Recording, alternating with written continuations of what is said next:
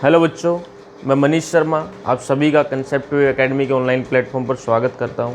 तो प्यारे बच्चों, करंट इलेक्ट्रिसिटी चल रहा था, लेक्चर नंबर 1 हो चुका है। जिसने लेक्चर नंबर 1 नहीं देखा है, आपको डिस्क्रिप्शन में लिंक मिल जाएगा, पहले वो लेक्चर कवर करे, उसके बाद ही यहाँ पे आए। तो दो टॉपिक हमने कल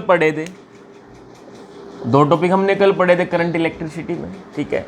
आज हम बात करेंगे तीसरे टॉपिक की, जो है करंट डेंसिटी। क्या है? Current density.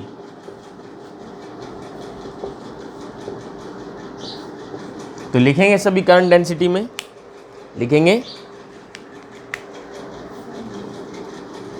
It is the current per unit area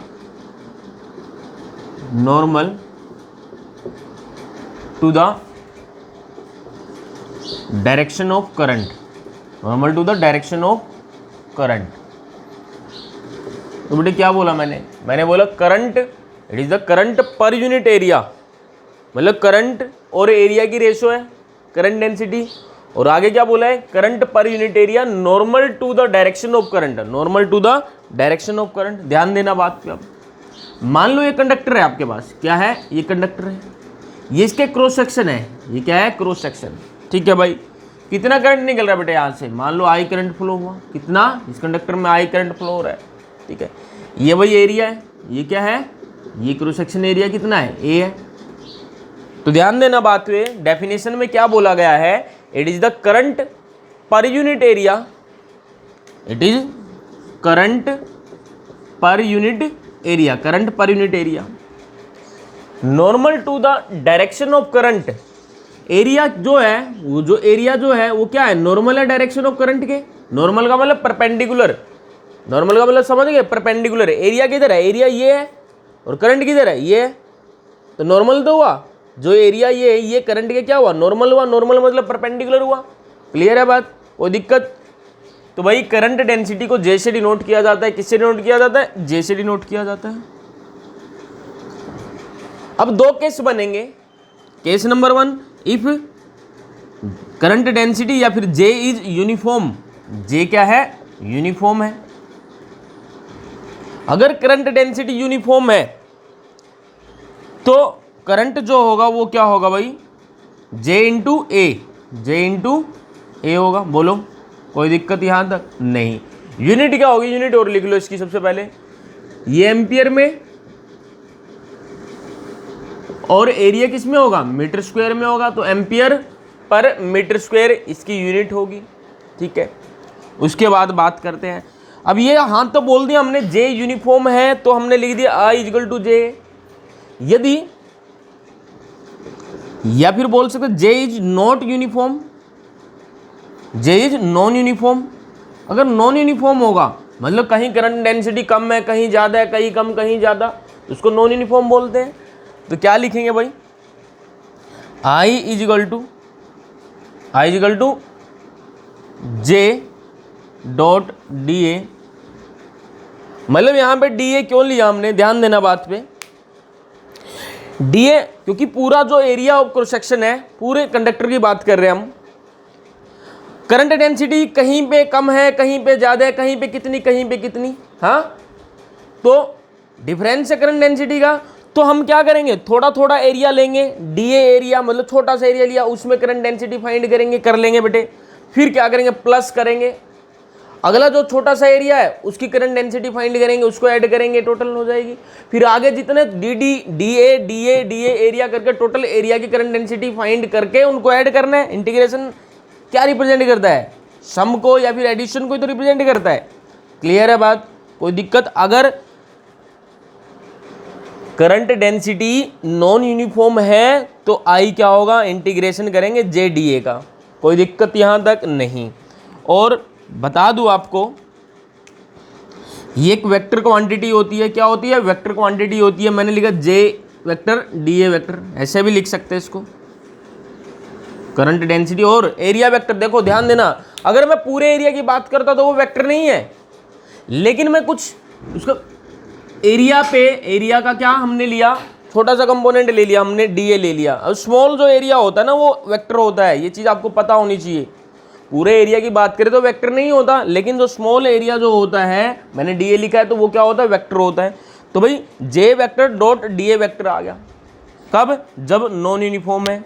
बोलो कोई दिक्कत नहीं है। चलो भाई आगे बात करते हैं। ये हो गया, चिपका लो इसको, एक बार स्क्रीनशॉट ले लो इसका, आगे बढ़ते हैं फिर। चलो भाई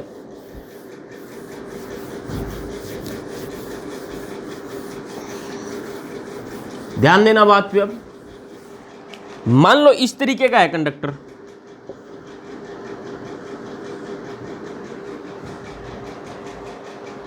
इस तरीके का करंट जा रहा है बेटा ऐसे, कितना आई करंट निकला, ठीक है। अब मैंने बोला मैंने इस एरिया में से थोड़ा सा एरिया कट किया। सबसे पहले बात करते हैं,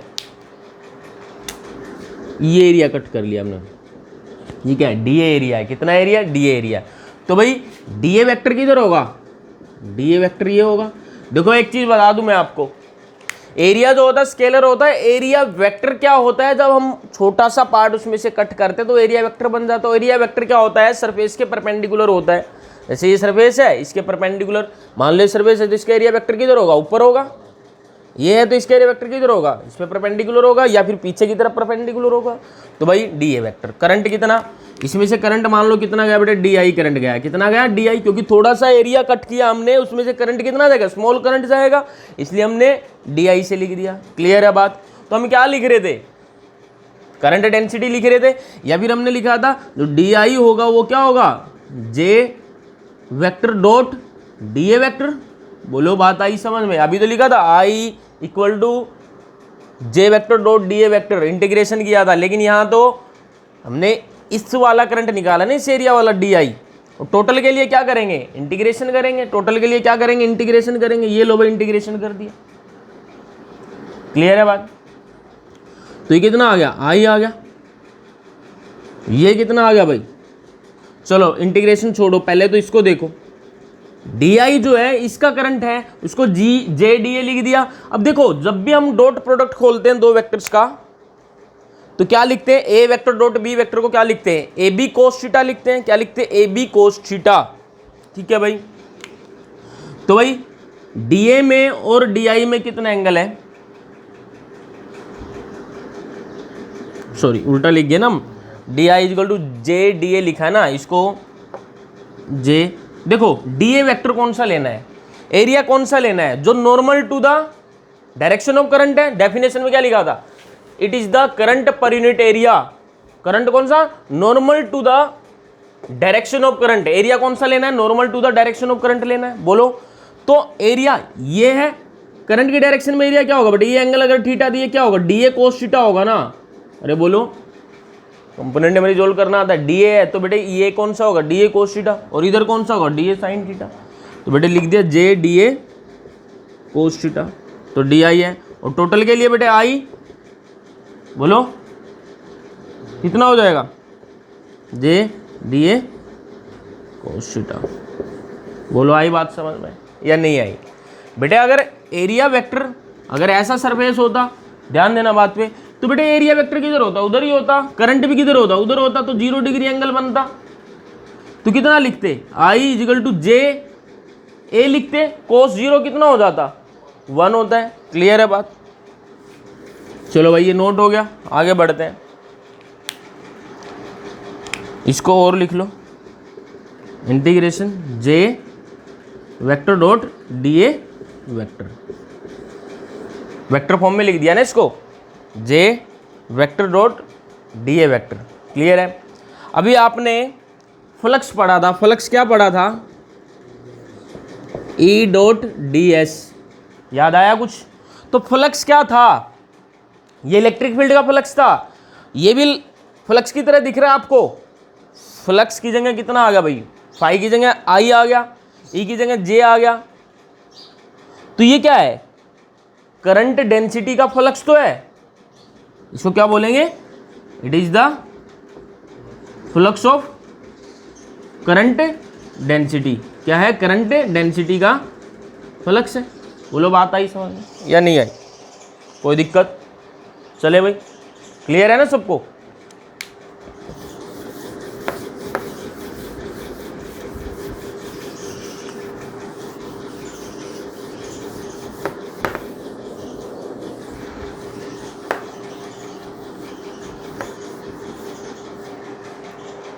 आगे जो टॉपिक है वो है, ये बता दिया ना मैंने, वेक्टर क्वांटिटी है, ये बताया था अभी। चलो नहीं बताया था, सुन लो, ये वेक्टर क्वांटिटी भाई क्या है, वेक्टर क्वांटिटी है। और डायरेक्शन किधर होगी इसकी, along the direction of current लिखेंगे। It is a vector quantity, current density एक वेक्टर क्वांटिटी है and directed along the direction of current. किधर होगी बेटे डायरेक्शन इसकी, करंट की डायरेक्शन में होगी। क्लियर है बात, कोई दिक्कत। चलो भाई अगला जो टॉपिक है वो है क्या, ड्रिफ्ट वेलोसिटी। वेरी कितने बार वेरी लगा लो, थोड़ा है। अगला जो टॉपिक है करंट, क्या बोला था, ड्रिफ्ट वेलोसिटी बोला था, क्या बोला था, ड्रिफ्ट वेलोसिटी, ड्रिफ्ट वेलोसिटी। इस पे लगा लो भाई triple star, very important. Board exam में डेरिवेशन पूछा जाता है इसका, ठीक है। कंपेटिटिव एग्जाम में इस पे क्वेश्चन आता है घुमा फिरा के, तो बहुत इंपॉर्टेंट है टॉपिक। तो क्या होता है बेटा ड्रिफ्ट वेलोसिटी, समझ लो पहले थोड़ा सा कंसेप्ट जो है बेटे। ये मान लो कोई कंडक्टर है, ये क्या है, कोई कंडक्टर है। कंडक्टर में बेटे क्या होगा, अब मैंने बैटरी नहीं जोड़ी इसके साथ, बैटरी नहीं लगाई, या आइसोलेटेड, आइसोलेटेड का मतलब बैटरी डिस्कनेक्टेड है, ये कंडक्टर है बेटे। कंडक्टर में क्या होता है सबको पता है, मेटेलिक कंडक्टर है, इसमें फ्री इलेक्ट्रॉन्स होंगे। क्या होंगे, फ्री इलेक्ट्रॉन्स। क्या इस कंडक्टर में करंट है फिलहाल, जब बैटरी कनेक्ट नहीं है करंट नहीं होगा। क्यों नहीं होगा, ध्यान देना बात पे। क्या इसके अंदर जो इलेक्ट्रॉन्स है, फ्री इलेक्ट्रॉन्स, क्या वो आराम से बैठे हुए हैं, रेस्ट में है, बोलो नहीं, वो रेस्ट में नहीं है, वो इधर उधर भाग रहे हैं। किधर भाग रहे हैं, इधर उधर भाग रहे हैं। किस वजह से भाग रहे हैं, सर एनर्जी तो आपने दी नहीं, एनर्जी तो तभी मिलती ना उनको जब बैटरी होती, तभी भागते ना। तो वो तो बिना बैटरी के भी, बिना एनर्जी के भी भाग रहे हैं। नहीं भाई, एनर्जी उनको मिल रही है, कहां से, रूम टेम्परेचर से। कहां से, रूम टेम्परेचर से उनको एनर्जी मिल रही है। कोई इलेक्ट्रॉन उधर भाग रहा है, कोई उधर भाग रहा है, बहुत सारे इलेक्ट्रॉन रैंडम डायरेक्शन में मूव कर रहे हैं। बोलो बात आ रही है समझ में या नहीं आ रही। तो रैंडम डायरेक्शन में कोई उधर गया बेटे, कोई उधर गया, उधर गया, नीचे गया, ऊपर गया, रैंडम डायरेक्शन में मूव कर रहा है। किसकी वजह से, रूम टेम्परेचर से जो उनको एनर्जी मिली है उसके कारण। अगर ओवरऑल बात करें, हम एवरेज वेलोसिटी की बात करें उनकी, रैंडम मोशन में जो इलेक्ट्रॉन्स है, तो एवरेज वेलोसिटी उनकी जीरो है। अभी क्या है, एवरेज वेलोसिटी उनकी जीरो है। जब एवरेज वेलोसिटी जीरो हमने बोल दी, इसका मतलब इलेक्ट्रॉन देखो फ्लो कर रहा है, इलेक्ट्रॉन मूव जरूर कर रहा है, लेकिन एवरेज वेलोसिटी उनकी जीरो है। एवरेज वेलोसिटी जीरो का मतलब कोई भी चार्ज कैरियर या फिर इलेक्ट्रॉन फ्लो नहीं कर रहा। और जब तक चार्ज कैरियर नहीं बहेगा, नहीं फ्लो करेगा, नहीं कंडक्ट करेगा, तो करंट नहीं होगा। बोलो बात आई समझ में। तो लिखेंगे सबसे पहले, ये भाई कोई कंडक्टर था, इसमें इलेक्ट्रॉन्स है बेटे, क्या है, इलेक्ट्रॉन्स। कोई उधर भाग रहा है, कोई इलेक्ट्रॉन उधर भाग रहा है, कोई इधर, कोई इधर, रैंडम डायरेक्शन में, ठीक है।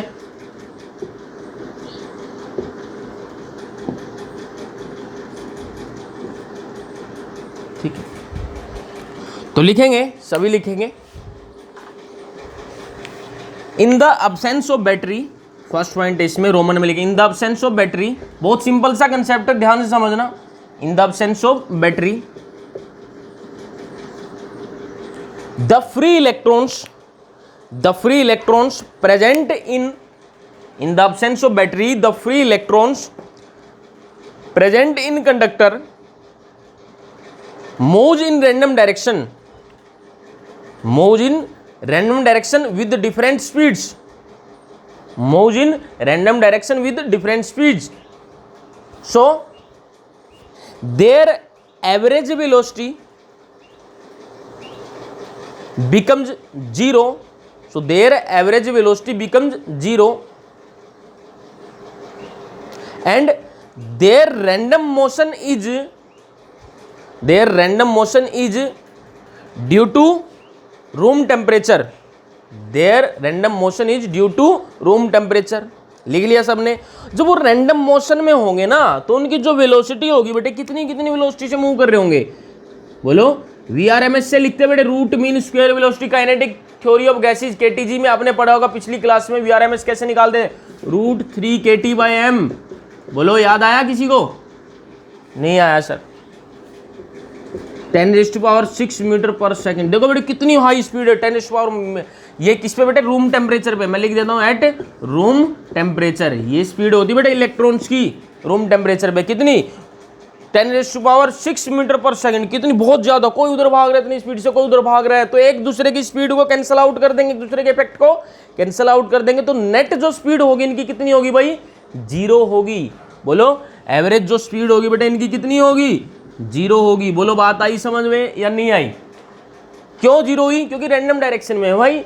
तो एवरेज जब हमने निकाला तो कितना, 0 है। कब 0 आई? जब कंडक्टर के अक्रॉस बैटरी कनेक्ट नहीं थी। क्लियर है सबको?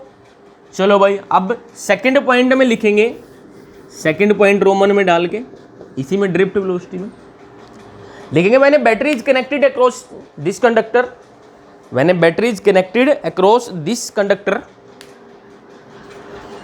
the free electrons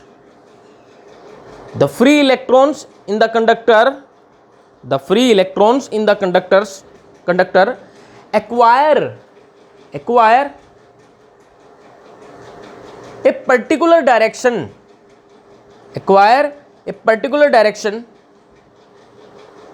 opposite to the, acquire a particular direction opposite to the electric field,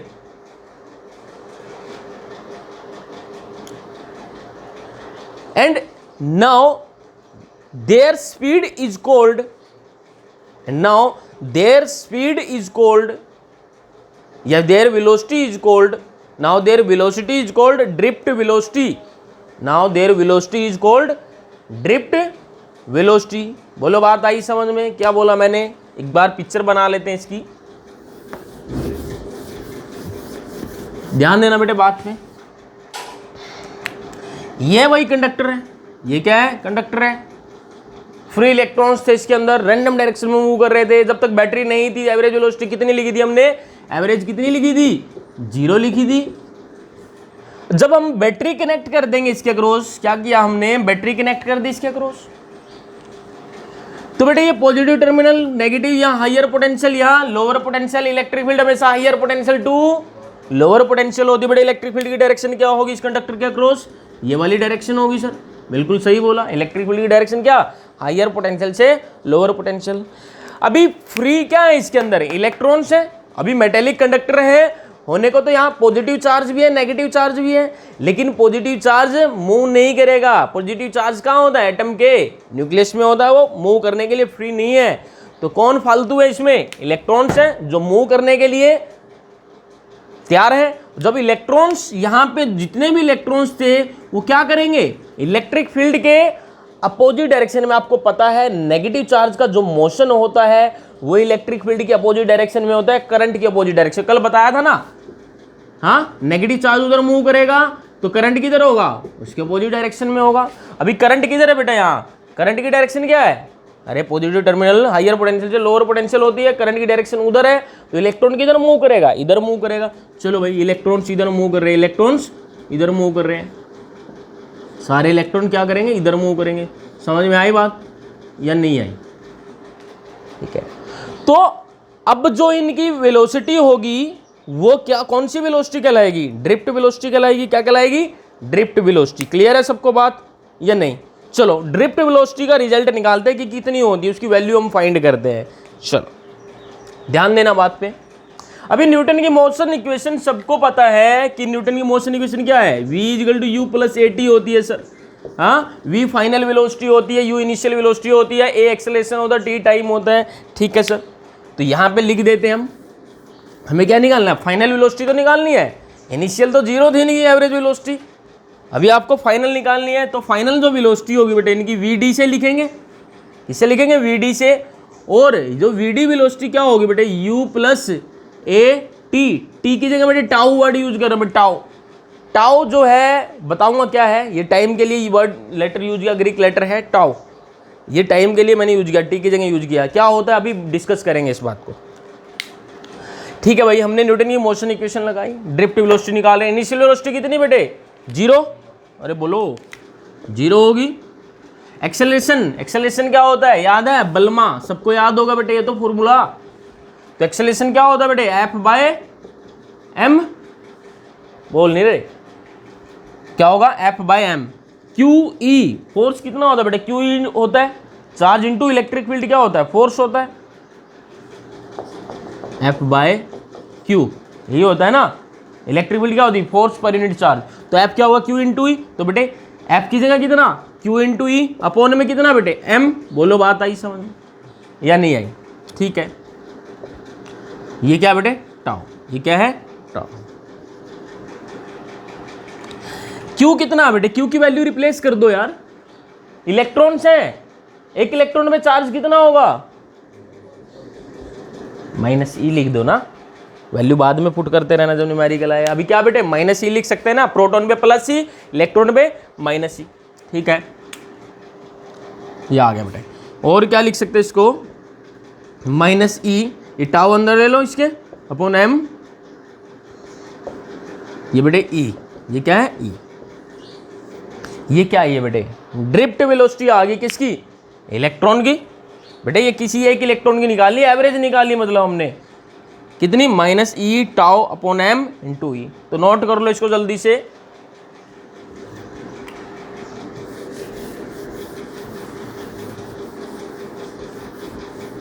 ठीक है बेटे। अब थर्ड पॉइंट में देखो बेटे क्या है, रोमन में लिखेंगे इसी में, थर्ड पॉइंट क्या है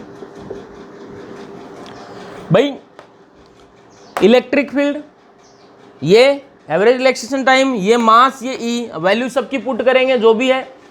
तो बेटे जो ओवरऑल बात करें तो ड्रिफ्ट वेलोसिटी की जो वैल्यू होती है ना अप्रोक्स, कंडक्टर के अंदर ड्रिफ्ट वेलोसिटी की जो वैल्यू होती है अप्रोक्स, वो होती है बेटे 10⁻⁻⁴ मीटर पर सेकेंड। सर कम होगी ये तो, हाँ जब रैंडम डायरेक्शन में मूव कर रहे थे थर्मल स्पीड कितनी थी, 10⁻6 मीटर पर सेकंड की रेंज की, कोई इधर भाग रहे थे इतनी स्पीड से, कोई इधर भाग रहा है, ड्रिफ्ट वेलोसिटी तो क्या आई सर, कम आई है, कोई बात नहीं, नोट कर लो इसको, क्लियर है।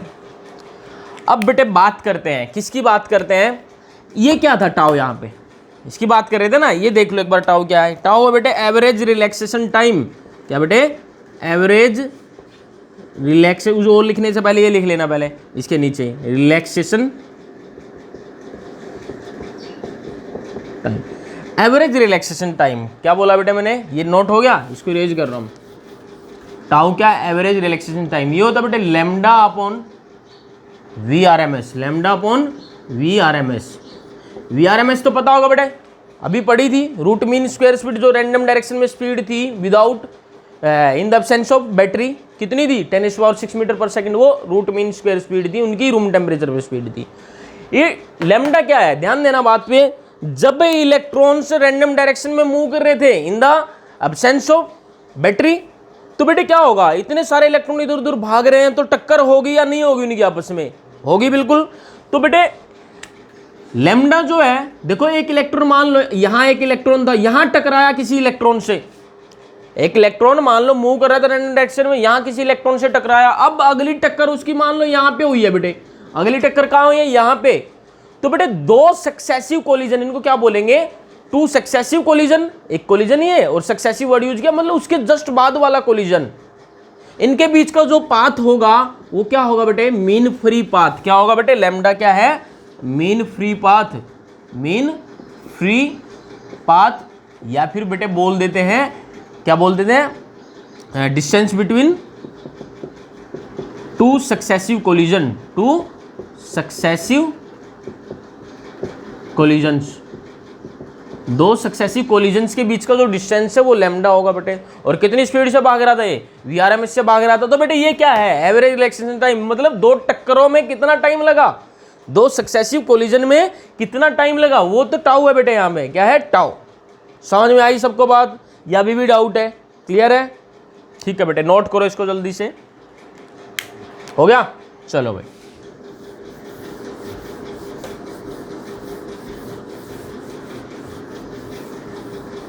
फोर्थ पॉइंट में इसमें लिखेंगे बेटे, फोर्थ पॉइंट में रोमन में 3 पॉइंट हो गए, ये एवरेज रिलेक्शन टाइम था, ये कर दो रे। चलो बेटे ये रिजल्ट क्या कितना आया, V D equal to minus e tau upon m V D. ध्यान देना बेटे, पिछले चैप्टर में आपने क्या पढ़ा था, पोटेंशियल ग्रेडियंट और इलेक्ट्रिक फील्ड की रिलेशन आपने पढ़ी थी। किसकी रिलेशन पढ़ी थी, पोटेंशियल ग्रेडियंट और इलेक्ट्रिक फील्ड की रिलेशन क्या थी, E equal to minus dV by dr। याद आ गया बेटे कुछ, अरे बोलो याद आया, आया। तो E equal to minus dV by dr, कोई दिक्कत नहीं। V क्या था बेटे यहाँ पे, पोटेंशियल, L क्या था, डिस्टेंस। अभी यहाँ L कितना होगा बेटे, R की जगह क्या होगा, कंडक्टर की लेंथ होगी, बोलो यार। और पोटेंशियल जो बैटरी का पोटेंशियल था, VD बेटे हमने लिखा minus e tau upon M था, तो E की जगह बेटे माइनस V बाई L लिख दें अब। अरे E कितना था, माइनस dV बाई dr।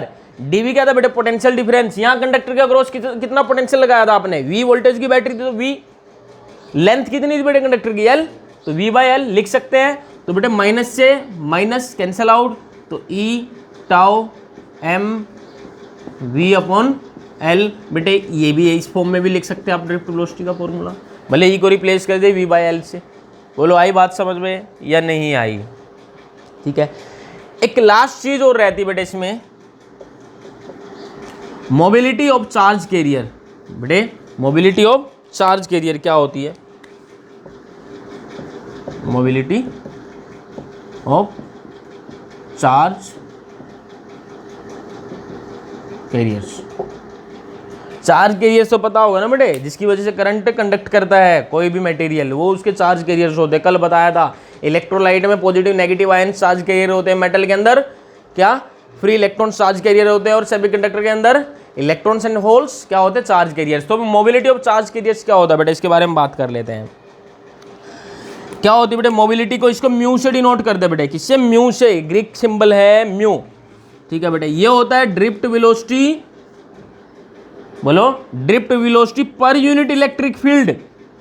कैसे डिफाइन करेंगे, it is drift velocity per unit electric field, कोई दिक्कत नहीं। चलो बेटे और फर्दर क्या लिख सकते हैं, ड्रिफ्ट वेलोसिटी को क्या लिखा था बेटे, minus e tau upon M, clear है। इनटू में ई था बेटे, और अपॉन में बेटे वीडी की जगह ये वैल्यू पुट कर दी आपने, अपॉन में ई, तो ई से ई कैंसिल आउट, तो मोबिलिटी क्या आई बेटे, माइनस ई टाउ अपॉन। बोलो बात आई समझ में या नहीं आई, तो बेटे नोट करेंगे।